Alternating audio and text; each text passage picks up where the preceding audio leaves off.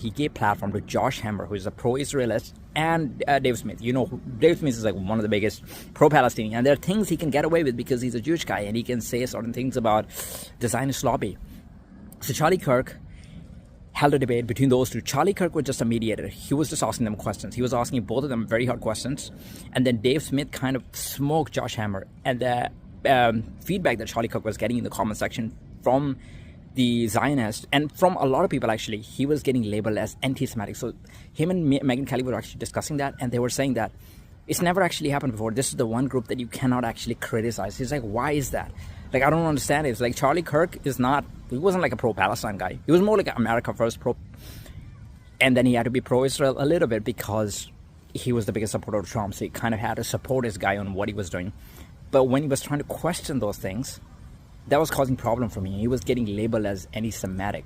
So that was like a thing that was happening to him. So you're saying this is just a coincidence and it has nothing to do with it? So obviously those guys were not happy with him.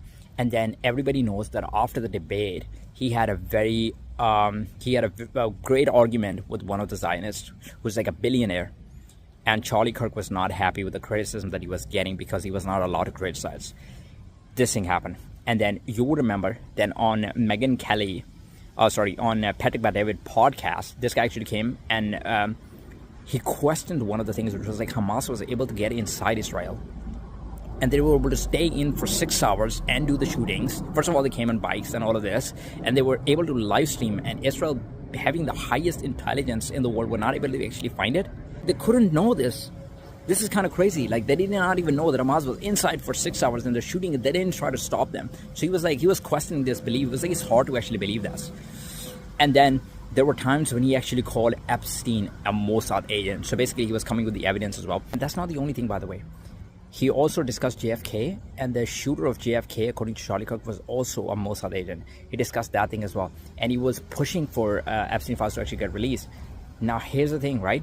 We can't, there's publication, there's official documents that actually say that the shooter of JFK was like a Mossad agent. I think that is pretty obvious, actually. A lot of people have actually discussed it. Dave Smith have discussed it. So it's on the files. I've actually seen the file as well. I've actually seen the file, actually seeing that written over there, that the killer of JFK was a Mossad agent. So when you have that many evidences, and one more thing I would say that, on the same day, 10th of September, when Charlie Kirk was brutally murdered, there was an election in the Senate regarding the release of the Epstein files, and 51% actually voted against the release of the Epstein files, and all of them were actually